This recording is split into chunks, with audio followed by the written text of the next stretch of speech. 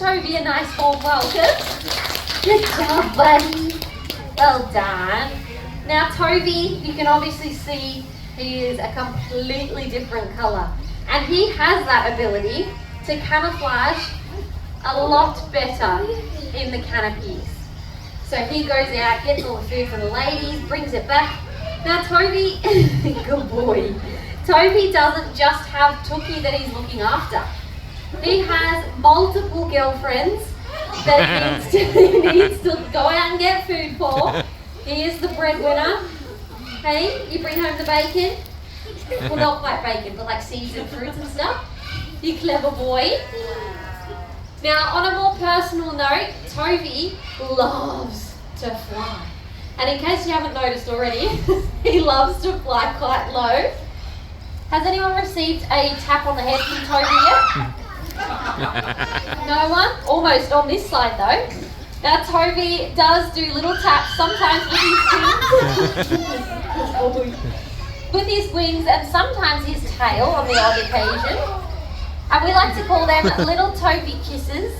And they do cost $5 at the end of the show. So we will send out invoices. No, I'm just kidding. He does give them away for free. Because you're a very generous boy. Off he goes. Now Toby will do one more fly across. And we'll get to see just how patient Toby is.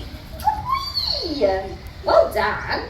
Now what shall we do? Shall we show everyone how beautiful balanced you are? Perfect. We do one more? One more. Yeah. Half one. That's okay. Toby's done a spectacular job. Give him a round of applause. He's a very precious bird.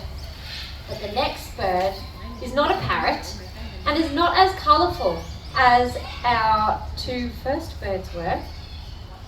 Her name is Furby. She is the youngest star in our show. Does anyone know what sort of bird she might be? A tawny frogmouth, that's right. Now, hi.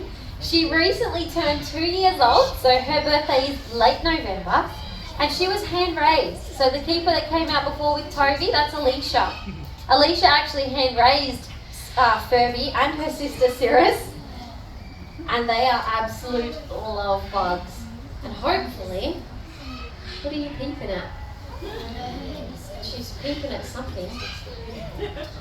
Hopefully, very soon she might like to go for a fly. There we go. Beautiful. Now, she is still learning as well. Just like us humans, we learn every single day of our lives. Our birds are only... Come on. She's peeping at me.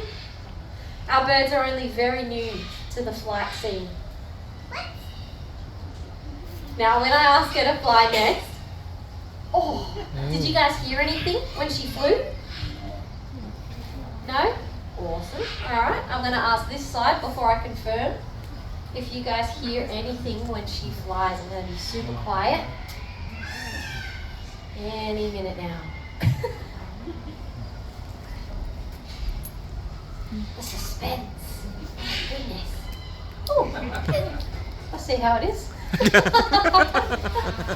Did you guys hear anything when she flew? No. So the tawny frogmouth is a master of silent flight. The way that their plumage is designed is to aid in their abilities to be as stealth as they possibly can out in the wild. Now you may notice her plumage as well. The patterns on her feathers, very good for camouflage again.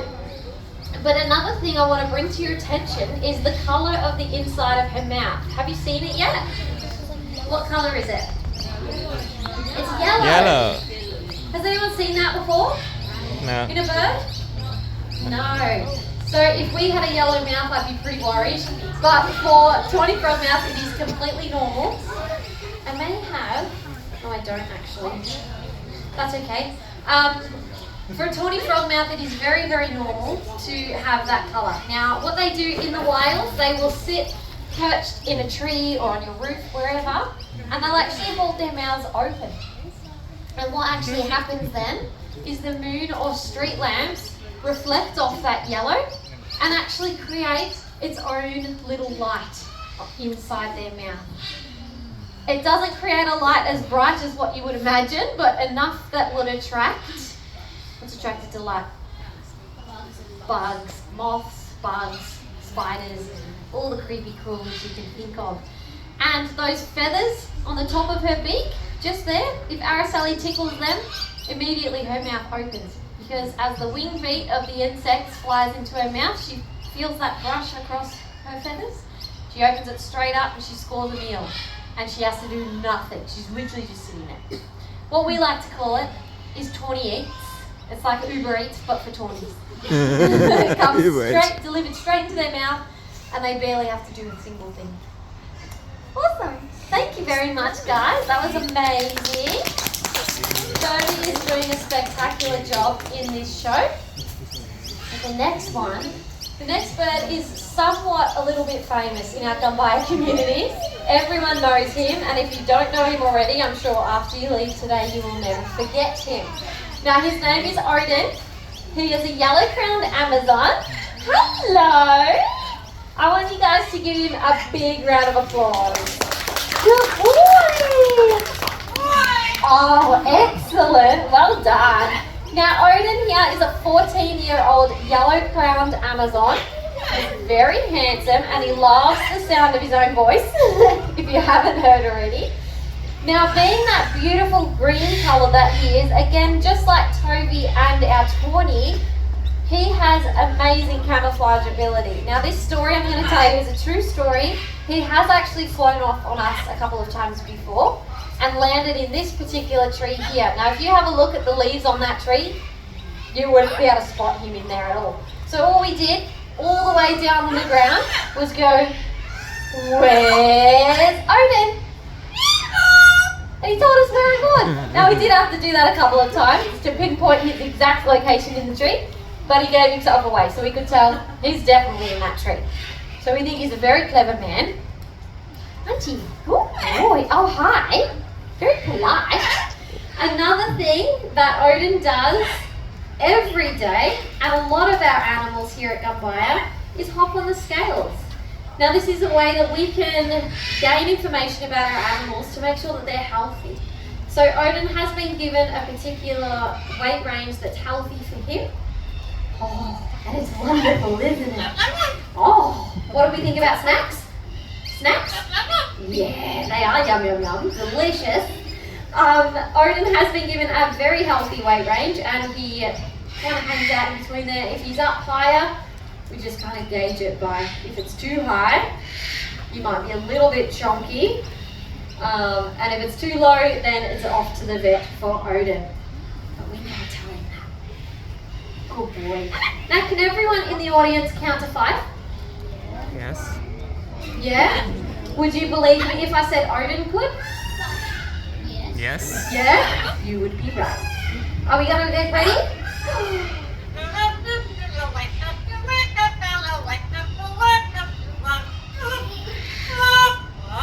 Good boy! Yeah, give him a round of applause. Good job, buddy. Oh, g'day, mate. Good boy. Alright.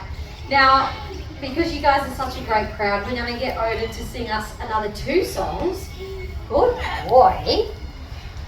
Now, this song, the first song you might be quite familiar with is about a little doggy. Ready? How much is that doggy in the window? Good boy! Well done! You get a good treat for those ones. Fantastic. Now the next song is one that Odin actually taught us this song. He kept singing it and singing it. I said, "What are you singing, buddy?" And then we actually rang his previous owner and said, "What is he singing?" And she actually made this song up for Odin, and he's picked it up along the years that she was with him, and he sings it as well. Are we ready? What was that? He's gone rogue. You're counting. Beautiful. Well done, buddy. Oh, g'day, mate. So polite. Sing your song, Mr. Parrot.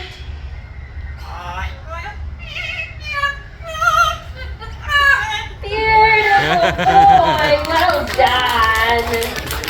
Is he not the coolest? He's so talented. Amazon parrots, along with your African grey parrots, are very, very famous for their vocals. Good boy. Now what do we say to the humans? We say bye. Bye. He's like, see ya. You went too soon, buddy. There it is. Good boy. I think Odin did fantastic. Bye. He also likes to remind us that he is a parrot as well, just in case we forget. Now I'm going to divert your attention to the fence just behind you, because we will be welcoming our final bird for the show. Her name is Azul. She is a bigger bird, and you may have come across her when you first entered the park. Here she comes now. Give her a wave so she knows I'm here. She might go to the tree. Yes, she is. That's alright. So she has flown up to the tree, but she knows I'm down here. So hopefully, hi, you cheeky girl. Nice of you to join us. Now this is Azul. She is a blue and gold macaw. Did you guys see her as you came into the park today? Yeah? Nice. You're so clever. Now we are going to fly Azul slightly different to how we have flown our other birds today. She is a little bit nervous of the stage, so we are slowly working on her progress with it. So we just position ourselves a little bit differently to usual. Oh, blah. Now with Azul, she is only 6.5 years old. You're gonna come back. She's like, there's so much to look at. I don't know what to look at first, oh my goodness.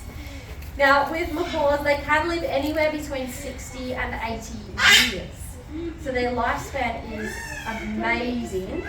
What if I show you what I've got? Look at these gnomes. I'll come closer. You want to do a little one? Yeah? Good girl. She's like, I don't want to fly too far today. I'm feeling lazy.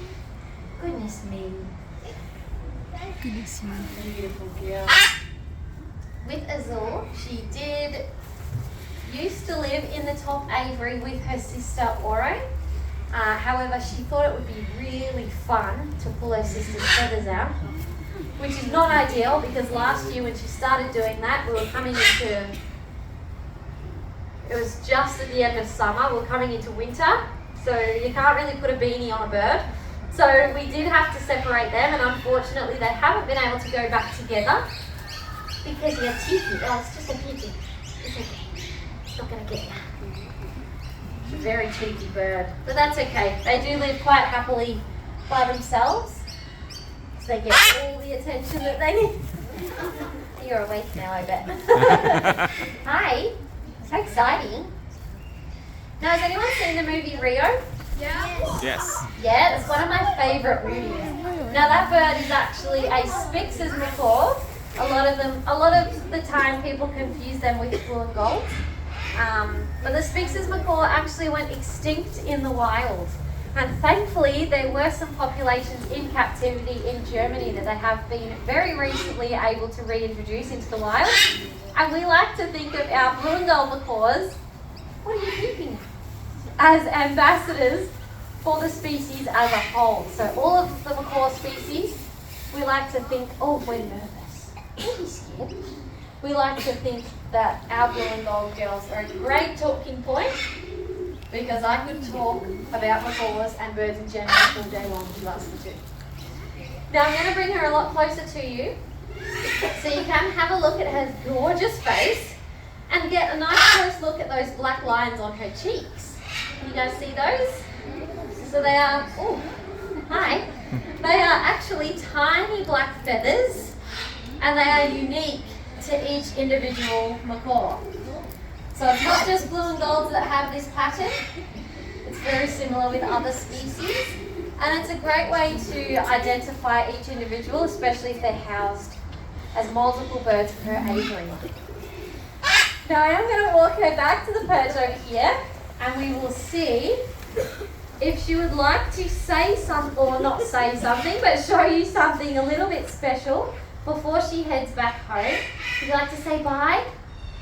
Yeah, Good job. And then just like Toby, we'll check your balance. Do a little spin. That's her way of saying thanks, I'm gorgeous, you're welcome. And then she's just going to head back on home. I think she's done a great job today. She's been fantastic. Yeah, give her a round of applause. Now we do have another keeper on the other side of that fence. She doesn't open the door and put herself away. We do have someone there making sure she is safe. Thank you guys so much for joining us today for our free flight bird show. Here come our pigeons. Our cheeky pigeons. Now they do get to fly around, do whatever they want, and then about 4:30, 4:45 we'll bring them back in for some dinner. So they're quite happy. They've got the laugh, I'll tell you what. Now we do have, I think we've got 2 more encounters throughout the day. If you guys have booked in any encounters and you need some guidance, feel free to stay back. Otherwise, enjoy the rest of your day and hopefully we'll see you back here soon.